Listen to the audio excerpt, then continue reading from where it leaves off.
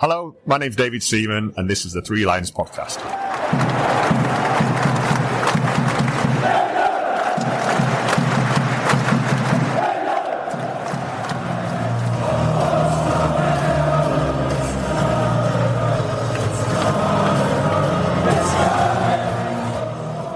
Hello and welcome to the Three Lions Podcast. My name is Russell Osborne, and this is an independent England football supporters podcast. I hope I find you well.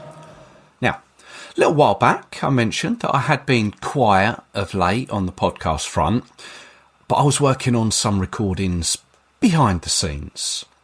Now, this is one of them, and hopefully the first of a series. Well, it will be a series. As I've said in the past, I always enjoy chatting with fans about their journeys following England. We all have similar experiences, but they're all individually different, tailored to ourselves. Now, before I get into this one, please let me just say you can follow the show on social media. Just search Three Lions Podcast, Twitter, Facebook, Instagram, YouTube too. Plus, however you tune in to the show, why not give it a rating on that platform? Be it Spotify, iTunes, YouTube, once again. There's various ways of listening. Give it a rating that you think it deserves. It really helps with getting the show out there, and it is always appreciated. Go on, I'll give you a moment. Just find where you're listening to it on. Yeah, there it is. Just hit that thumbs up or 5 stars, whatever. I'll give it a nice little message. Okay, that's done. Let's move on to this episode. Following England, home or away. If you've only done it once, or if you've done it 50 or 100 times, I can guarantee you'll relate to some of the stories you are about to hear. Some of you may know my guest, and he's going to be joining me for a series of his adventures over the years. I know you're going to enjoy them.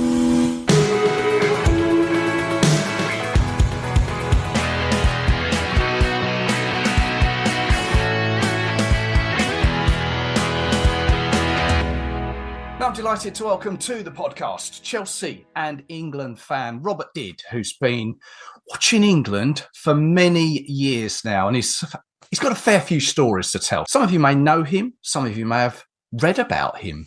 He's appeared in various books over the years, but I'm hoping to have a few episodes here where we can really delve a bit deeper into some of those stories. Robert, you all right? Yeah, very good, thank you. Good. Is it Robert or is it Rob? I don't care as long as it ain't any swear word you want to use. Rob, welcome along, mate. Been following England for some time now, haven't you? Yeah, since 86 at home, 87 away. And still going, still enjoying it? Yeah, still going to all the games. There was periods when I didn't go to every game, but I'm on a fairly few years run at the moment. So, well, people will if they're aware of you, they'll know that you've got. I don't know. Is it an official record or is it an unofficial record? It's your record of how many games unbeaten, not unbeaten, but unbroken. Have you seen England? Yeah, well, I mean, I've done 222 games without missing a game. And at the time, it has been since broken, but at the time, it was sort of the official, unofficial record because you couldn't have gone to Saudi. There was no one who got to Saudi. And then it was the 222 games after that. Right. So literally, and if you went back from 88, back 20 years, it would have been 68, and there was no one travelling to every game then. So it was sort of, at the time, it was a sort of official, unofficial record that I'd put the word out and no one could beat it or no one could equal it. And It lasted for 10 years as far as I know, and now it's been beaten. Do you know who's beaten it? Yeah, it's a geezer from Worcester, and I can't think what his name is actually, which would be very embarrassing when I speak to him next. We'll find that out. We've got hopefully plenty of episodes for you to find out. Yeah. Edit that bit out and we'll put the name in. Yeah. Well, I'll tell you what, take us back to before you started following England. How did the interest in football come about? And how did like Chelsea come about? Well, for a third generation Chelsea fan, my granddad, my dad, and then me. My dad used to live on the King's Road, Stones Road from the ground. And so he used to go in the 50s and that. And then, like a lot of people that had to work, people work Saturdays till 12, 1 o'clock. He'd done Fulham 1 week, Chelsea the next week. And then he sort of, took me in the 70s. And I was very small and didn't like it. I had big crowds in them days, so I was a bit scared. And it soon tallied off, though, down in the 80s. But then I started going in 83, 84. He took me again, and I really enjoyed it. And then I started going on my own to the home games, and then I think we went to the 3 London home games that season. Then I started going away the following season, and then that was the start of an 11-year Chelsea run. Which, do you know how many games that was? 575 games that was. Wow, 575 Chelsea games. Superb effort. Well, 11 seasons without missing one, that was. The stats you must have. On top of that, the following season after that, I started doing all the friendlies away. Any friendlies that I could find out about, Scandinavia, all over Europe, any friendlies. I was going all the friendlies. And then just to make it a little bit harder, I was doing every reserve home game, and I was getting to about 75% of the reserve away games, as well as, FA Cup and FA Youth Cup and Southern Junior Floodlit Cup and all that all over the country. So literally, I think one season I've done like 130 England and Chelsea games in one season. Good grief. That's what's that? It's going to be one every 3 days or something, isn't it? Yeah, 3 a week roughly. Yeah. Wow. I think there was a case in the 80s that I'd done sort of like 6 games in 6 days, where it was sort of like the Chelsea game at home on the Saturday, a 1970 team had reformed to play a friendly on the Sunday, FA Youth Cup away to Leicester on the Monday, the reserves on the Tuesday, the first team again on the Wednesday, and then the replay of the Leicester FA Youth Cup on the Thursday.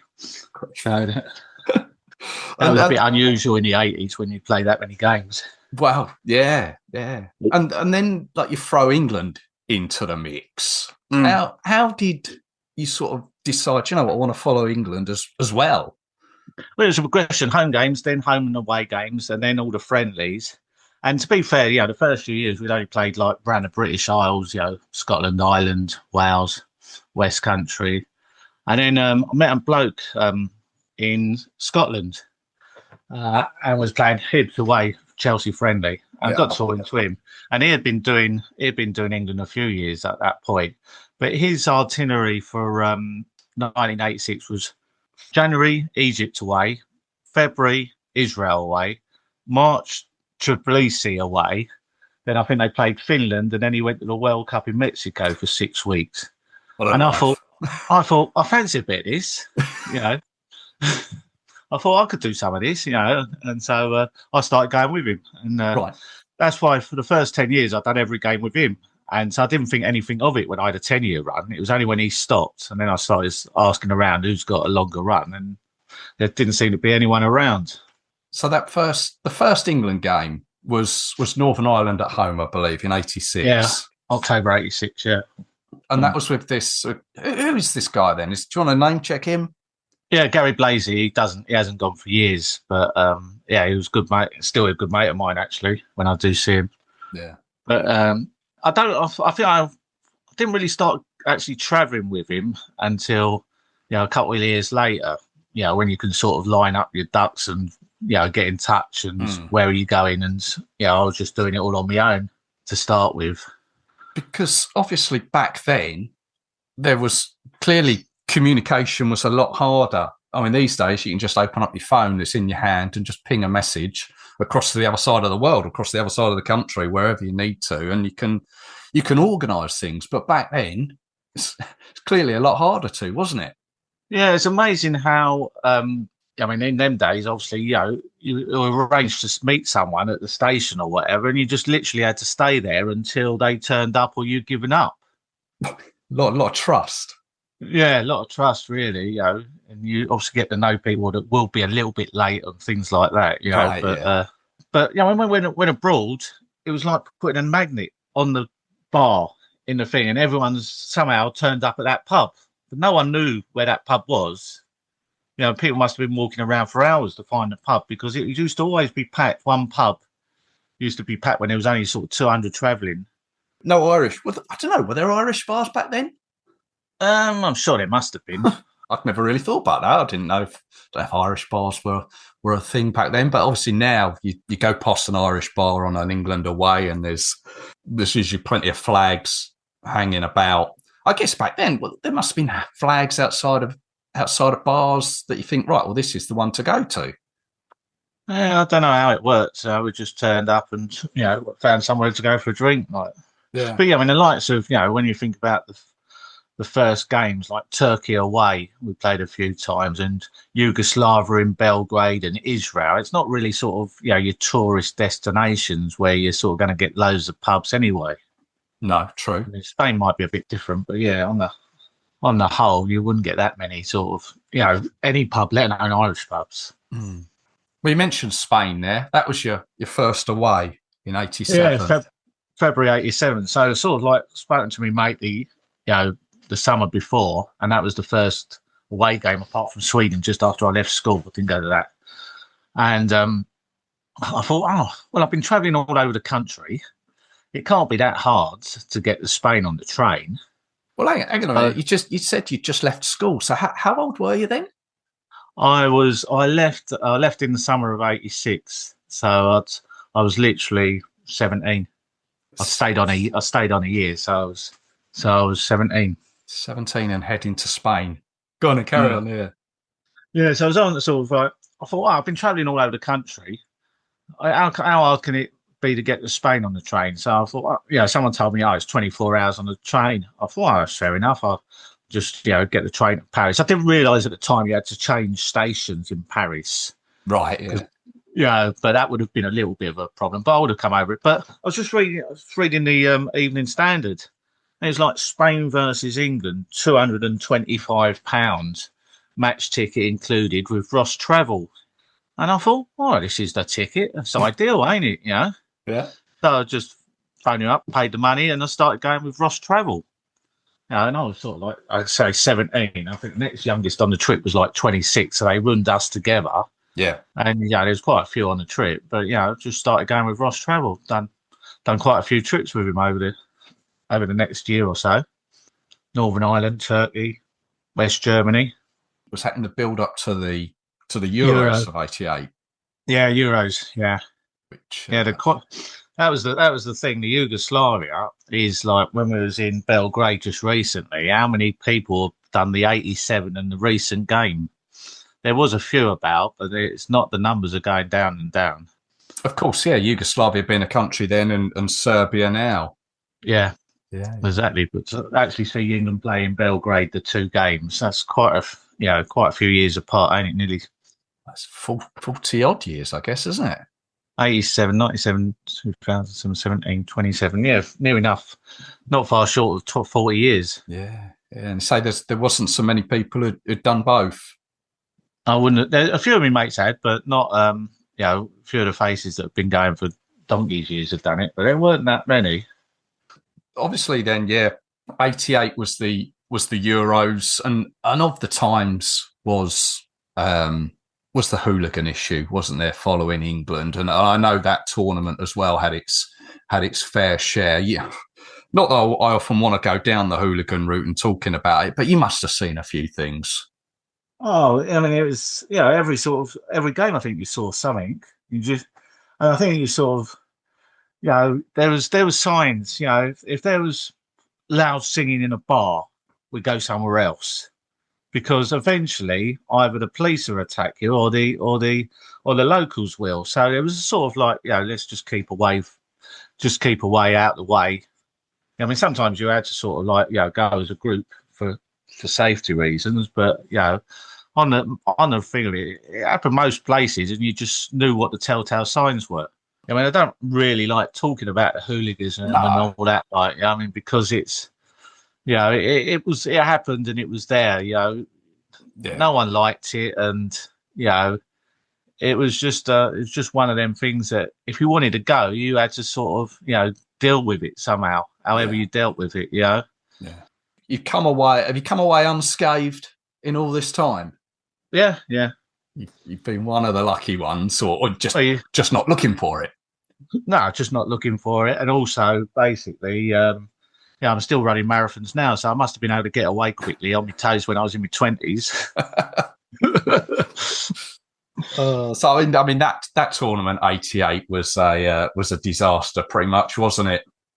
Yeah. I was at college at the time. I'd started work as an electrician, and I was doing college exams, and so I was sort of doing block release and things like that. And in I think the first year, by the end of '87, I was like done a mock, and I was sort of like, the first year I'd sort of like top three in the group, and then because I learned it all at school doing the O levels, and then a year later I'd failed the mock miserably. I was like third from bottom in the group or something like that. And I just joked it off and said, I didn't want to do the exam in June anyway. England are playing in the Euros. So word got about, and basically the old governor said, if you're not there at the exam, then you're sacked. I thought, oh, dear me. So when the fixtures come out, it was a day after the Republic of Ireland. The Republic of Ireland was on the Sunday and the exam was on the Monday morning. So I've had to do a mad jet out of the ground, jump in a taxi, get all the way to the airport and fly home to get back for this exam in the morning. Right. But I did rub it in and put the program on the desk, like, you know what I mean? Just to say, you can't beat me. I mean, I think what we're going to find out with these chats that we're going to have is, whilst obviously it's all around the England games, it's not really about the games. It's about the experience around the games and the stories that you've got. I mean, we may not talk about who scored for England and what actually happened in the games. It's just more the experiences, which England fans, well, fans of any football team, be it domestic or international, will all well know the stories around the games, won't they?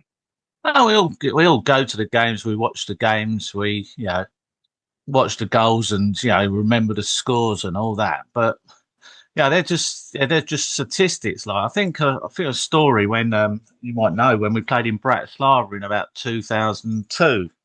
We was there. It had been raining non-stop for about 3 or 4 days, and the game looked as if it was going to be in doubt. Everyone's in the pub, and these were the first days of everyone having mobiles, and Sky Sports had it on, and it announced on Sky Sports that it was on, and all the phones in the pub went off. All the mates back home saying, "Oh, the game's on, and there was a whole collective. Oh no, we've actually got to go to the game, And when you think of you could pay it 24 hours later, which most people are flying home, so you're going to miss the game. You could come back in the spring. That's going to cost you another £300 to £500, whatever it costs you. But people didn't want to go to the game. They'd rather sit in the pub. Yeah. And I think that really said it all to me that, it is all about the trip. Yeah. And the football's just a little sideline. Yeah. I mean, my mum, she didn't understand all the hooliganism and all that in the day, but she knew pretty soon that the 90 minutes of football was the worst part of the trip. You're not the first, and you won't be the last to say that. Well, especially in the 80s when we was rubbish. Yeah. Well, I mean, after the Euros of '88, and whilst you are on a run of what was it, probably 20 odd games, it came to a game being played in Saudi Arabia, away to Saudi, November of '88, and it's one that you targeted, but it just didn't come off, did it? Well, obviously, I was trying to do every single game, and I sort of, I said to myself, I want to do every single game, and this game come up. But we were supposed to be playing Morocco away up until 3 weeks before. My mate Gary had just booked it, so I was just about to book Morocco away, and it swapped to Saudi literally 3 weeks before the game. So, you're trying to scramble to get, visas and things like that, and trying to get, well, where's the embassy? How do I get to the embassy? And how do I get this visa and all this?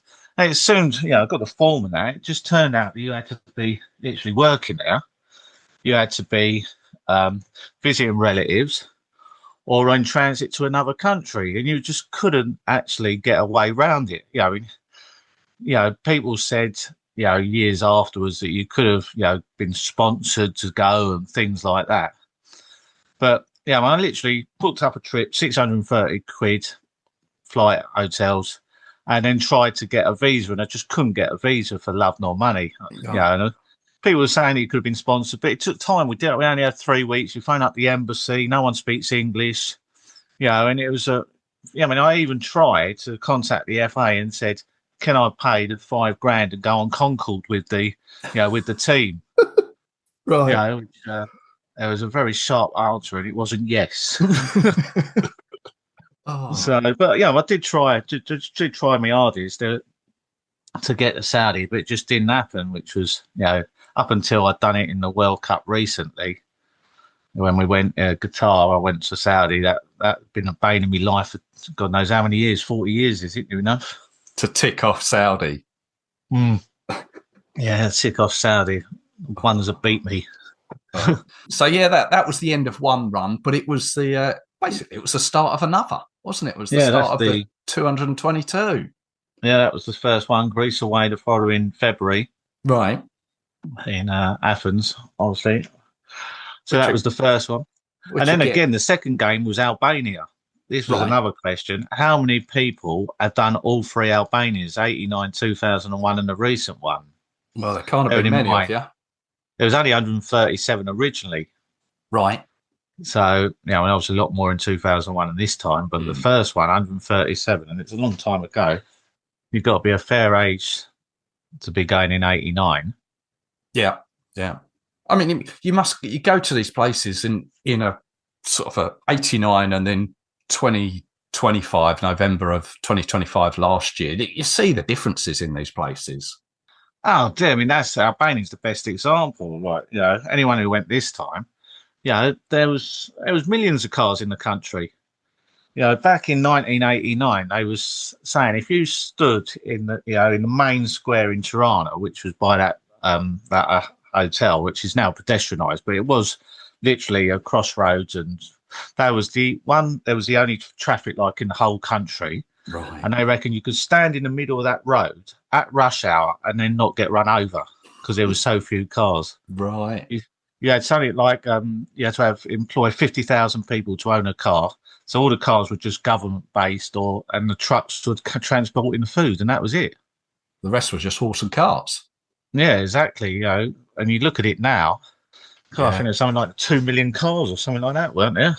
Well, I couldn't tell you what it was, but it was fairly busy last year. Yeah, but I mean, because one of those games was it Northern Wisdom was turned out on the pitch for, didn't he?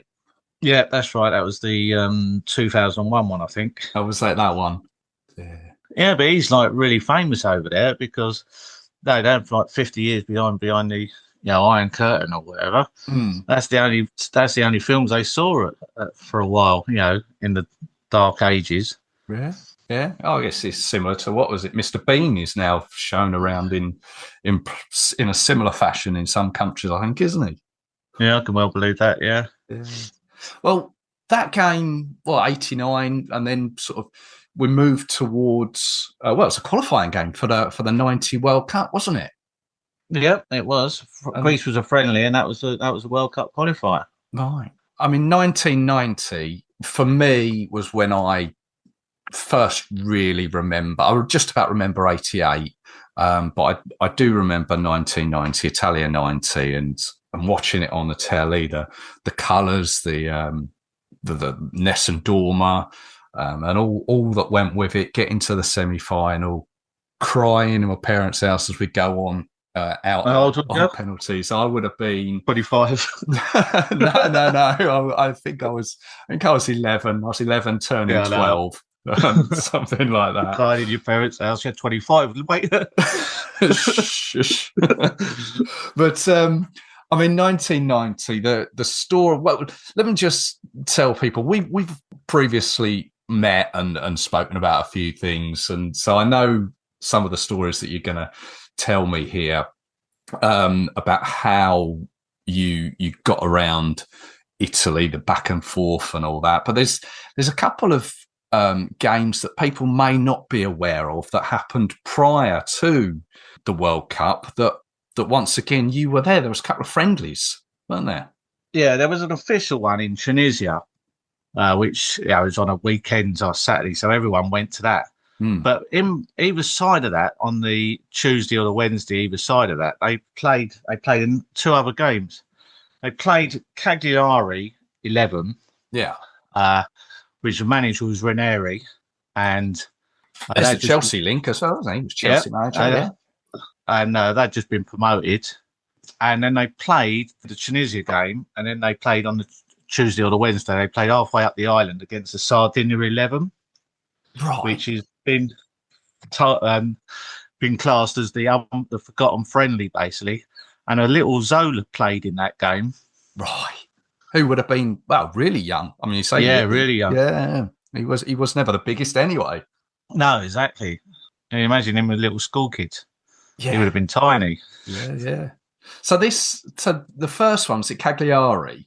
So what I'd done was all the flights had to go through Rome. So I had to fly London, Rome, Sardinia, watch the first game. Then after that, Sardinia, Rome to Tunis, watch that game. Tunis, Rome, Sardinia, and then halfway up the island to watch the second friendly.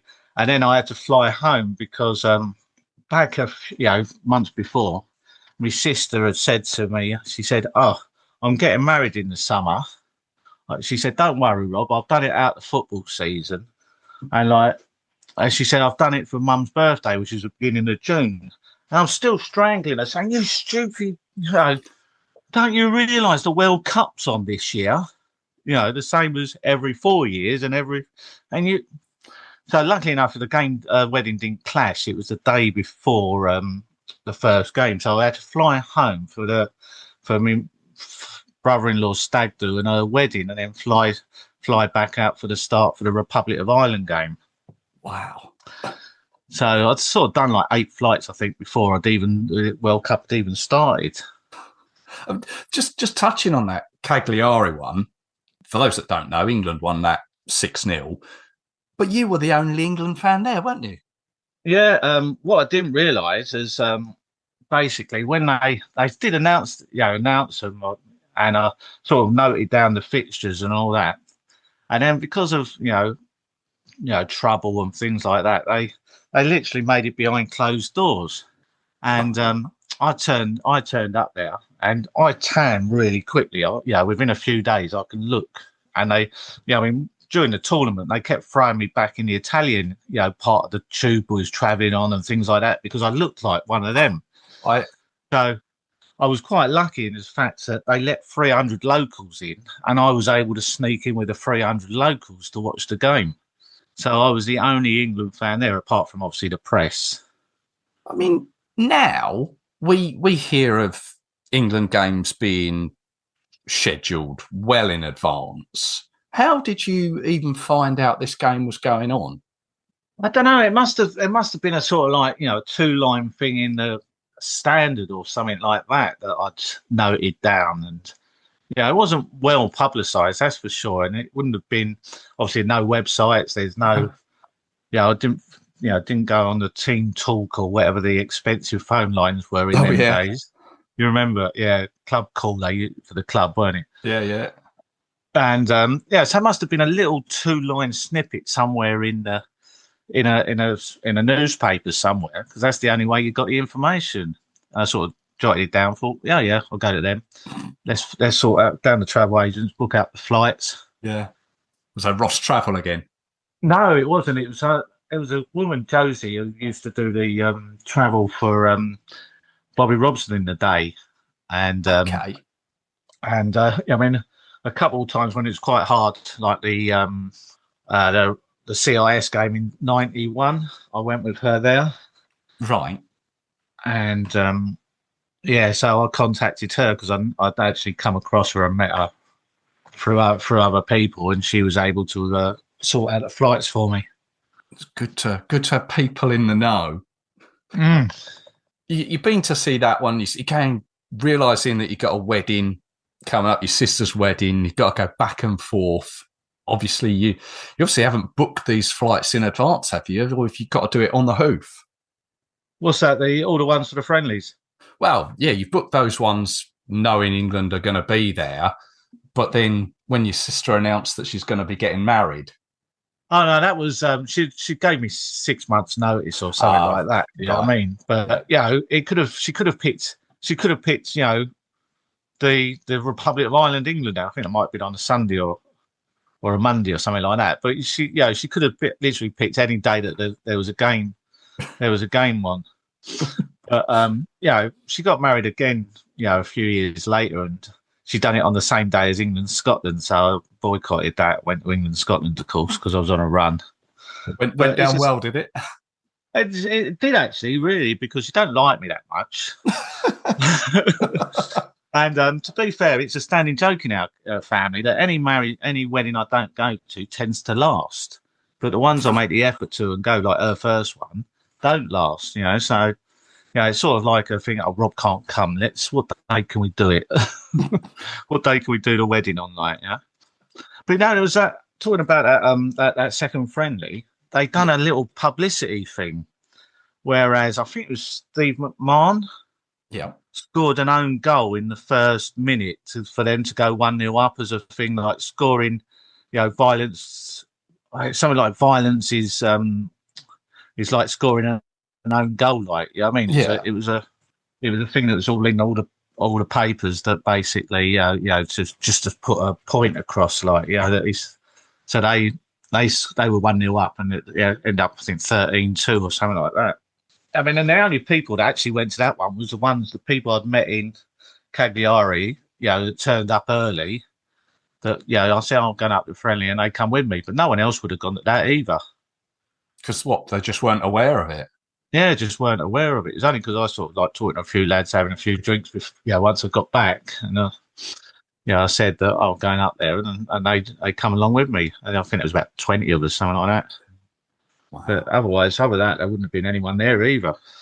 Well, that then brings us to the World Cup of 1990. It's been well documented how England fans were treated over there. Were you on like the campsites? I was actually, funny enough. We was just down from if that bloke had done the they took the camera round. We must have been literally a couple of miles further away, because the England team stayed just up the road from us. And I know he got up in a microlight and flew around, didn't he? And I reckon I was a couple of campsites, or a couple of miles down the road from where he was, just down from the south of where the England players stayed in all their luxury. Yeah. I was thinking about the other day, actually, that there was a booze ban on the day of the game, but either side as well. It was the day before. It was like a 3-day booze ban for every game. It was the day before, the day of the game, and the day after. Which didn't go down well, I'm sure. No, especially on a campsite with nothing to do. Kick a football about, do a bit of sunbathing, but that was about it. There was nothing else to do. But no beer as well. I can't remember us actually getting round it either. I think we actually, there was a shop on site, and that was it. And they didn't sell it, I think. There was a bar on site, and that was about it. Well, we eventually got off the island, didn't we, and went to the mainland. What I'd done was again, I pre-booked a flight. So I looked at the 3 places that we could go, obviously belong to where we went, and 2 other places, and I just booked a flight for right in the middle of them, and it happened to we flew to Milan about 8 o'clock in the morning. The next morning, and then we got the train to Rimini, and we was literally the first ones in Rimini, because we got such an early. Yeah, so we got just got booked a hotel. There are thousands of hotels there. You just booked a hotel there, easy as anything. Yeah. And then over the next 2-3 days, everyone was getting a ferry over and whatever. And then it was quite, there was quite a lot of fans there in the end. I mean, I know you've been obviously following England for a long time. 1990. I mean, I guess I probably look at it through rose-tinted glasses. But was that probably a pinnacle, or has it been better since? It's been better, but I was 21 at the time. Yeah. So you're 21, first World Cup, and literally, we get to a semi-final, and you're thinking, oh, dear me, with a bit of luck, in the next couple of years, we could actually win this competition. 40 years later, or whatever it is, I'm still thinking to myself, maybe I was a little bit optimistic with that suggestion of being able to win a World Cup. But I thought, it's a good starting point, semi-final, knocked out on penalties. That, in years to come, that we could actually win this tournament. But next time we didn't even qualify. No, you're right. You're right. I mean, and here we are, as you say, like 40 odd, more 36 years later. Yeah, and that's when most people really got into football. It completely changed at Chelsea, I must admit. We didn't have a lot of crowds anyway, but then the following season, it was like a catwalk, the amount of women that was there. I was like, this is a blokes only game, and then you got all these women here. I thought, this is good. That time sort of changed. You saw the change. You saw the change between end of one season and the beginning of the next season. It was, it's unbelievable. And I got home and bloke at work was saying, his girlfriend was dragging him down the pub to go to the games where he wasn't really into football. He soon got into it because of her. I mean, just before we cut off, I mean, are you going this year? Yeah, I'm going this year. I finally actually got my tickets, paid for my tickets yesterday, actually. Yeah, I heard that was they were all coming out now. Oh, well, Rob, great to speak on this first episode. I don't know how many we're going to get through, but we've got a lot to talk about, and hopefully the next one we can start obviously shortly after 1990. England took a trip to pretty much the furthest place you can go on the globe, isn't it? There was a tour of Australia and New Zealand. You and Malaysia, of course, and Malaysia. You've done that one, so well, that was quite unique, really, because obviously, mostly in Europe, and then every 4 years you've got a chance of a half decent tour, and that one was absolutely perfect. Nice one. We'll chat about that next time. Okay, no worries. Rob, great to speak to you. Yeah, we'll speak again. Yeah, catch up soon.